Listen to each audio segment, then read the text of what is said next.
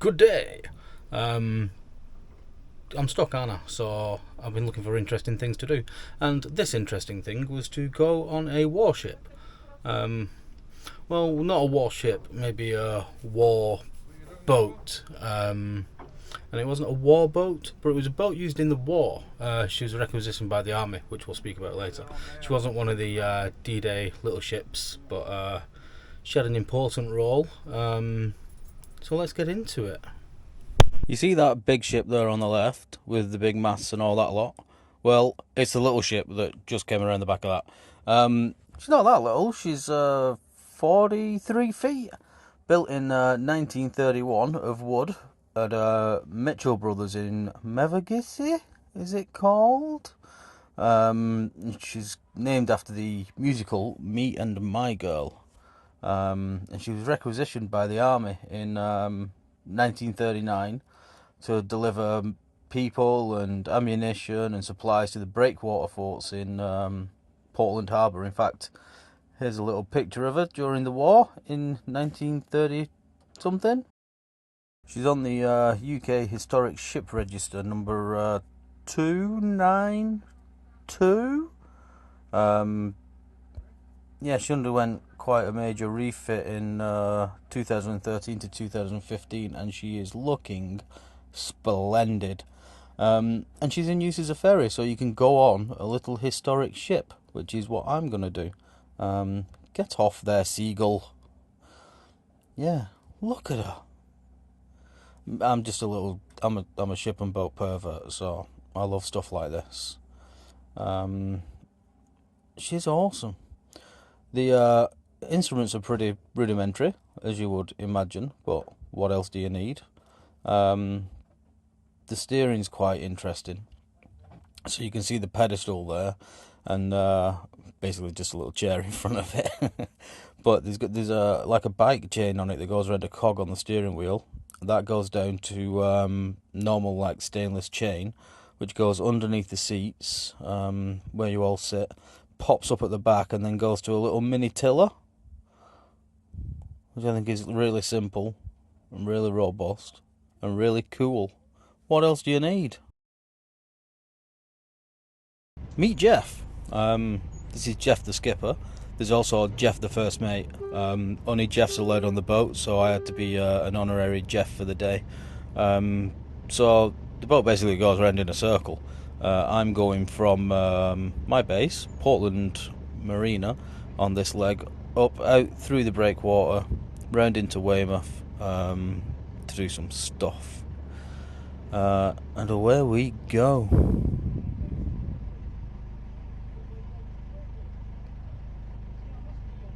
So she's always been a motorboat, and the little cabin thing was added at a later date.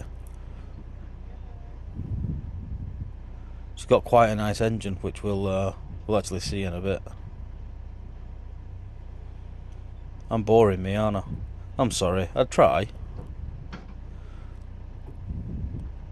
The best thing about this for me is I get to perv on this boat, which is great. There's so many other boats to perv on. There's a funky one called Mary Slim. Let's have a look. I think it's owned by the owner or ex-owner of this marina, and it is a beast. You know, super yacht captain Tristan. He's Tristan Morlock. He's on a boat at the minute doing some speed records. I think that was made by the same people. Yeah, off we go. So if you don't know Portland Marina has this breakwater which surrounds it, and then the Portland Harbour itself has a much larger breakwater. It was one of the largest man-made harbour areas in the world, I think, at one point, possibly. Don't quote me on that. And that's the reason this little ship was requisitioned in 1930 something. She used to deliver troops and ammunition and such to the little forts, which are placed all along the outer breakwater on Portland Harbour. We'll actually have a look at some of them as we go out, probably, if I remembered to film it, which I probably didn't. yeah, it's awesome. In fact, the south entrance to Portland Harbour, they actually sunk a ship across the bottom of it called HMS Hood, because I think it was the only direction in which you could fire a torpedo into the harbour. So they sunk a ship across it. These are the little forts. This is the north entrance. Somebody pointed at it for me. There we go. Hey, look at that. I'm requisitioning random passengers off the ship. Yeah, so there's forts at the entrance and forts all the way down. And this little ship, my girl, used to deliver troops and ammunition to them. In fact, they reckon she covered 20,000 sea miles during the war and moved 250,000 troops. I'll put a link to the Historic Ships Register thing and any other little bits of articles. There's actually a book about this boat, the name of which escapes me. Yeah. It's called something, but yeah, I do forget things.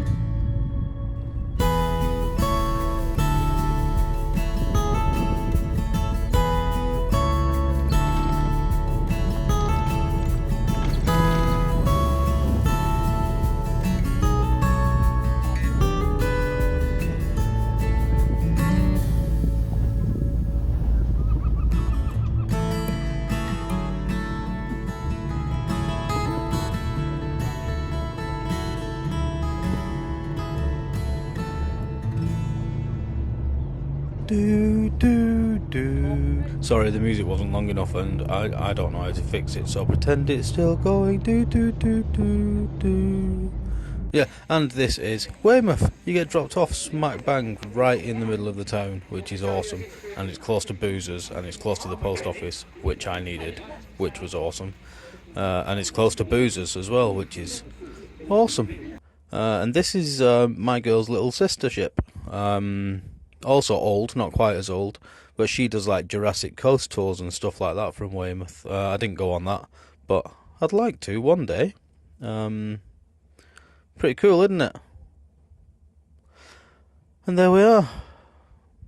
Time to leave. This is actually, a bit of editing trickery. This is my girl leaving. I'm not on it.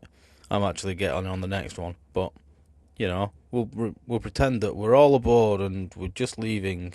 Yay. Yeah. Where am I going on this trip? This time we are going from Weymouth round back into the breakwater and down to a place called Portland Castle, I think. which is near like the Mulberry docks and all that stuff. It's pretty cool. What is also cool is that this oh, that was weird.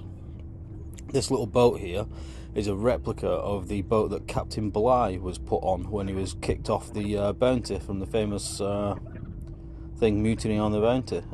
So he got like him and I think 14 other men did 3,000 miles in that little tiny boat there. Not that exact one, and his didn't have the outboard on the back, to be fair. Yeah, pretty cool, isn't it, when you see the actual size of the boat? It's next to nothing. Oh look, there's a shot over the back. It's cool. Yeah, should we do a bit of music again? Let's do some music again. I feel like it's my new trick.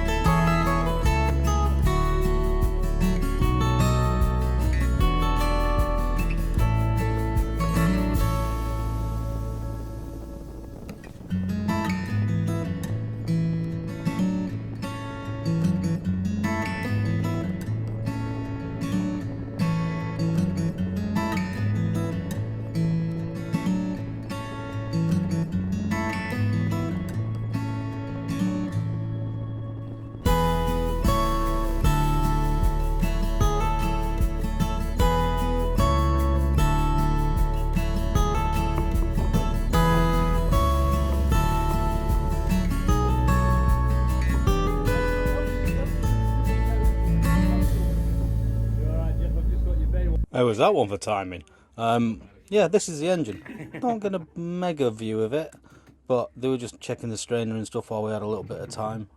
It's in good nick. It looks like brand new. I think they got a grant to re-engine the boat at some point. Yeah, and then we set back off. Where are we going this time? Nice easy one this time. Dingy Castle, back round, into the marina. And that is the circuit. So we're actually coming through the little mooring field that I've had the pleasure of staying in occasionally. I should tell Jeff like take his time through there so he doesn't like wake me up or anything like that. With his wake me up. Is there a joke in there? There could be a joke in there. But I've just not made it very well, have I? Such is life. Yeah, back we go. Should I put some music on this bit? I don't think I can. I think it's nearly over. That's an interesting thing on the right there. It's called Loyal Helper. I think it wasn't a tug, I don't think, but it used to do something with the military. I'm sure you guys could find out much more than I can, because I'm rubbish at this stuff, as you can tell.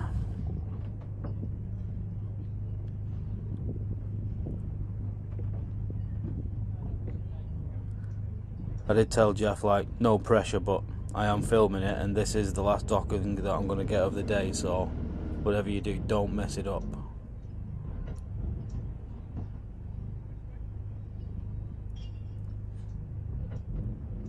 So you can see they have spring lines set up at wherever they're landing, and Jeff number 2, first mate Jeff, grabs a spring line, puts it around the bollard at the top, and then Jeff number 1, skipper Jeff,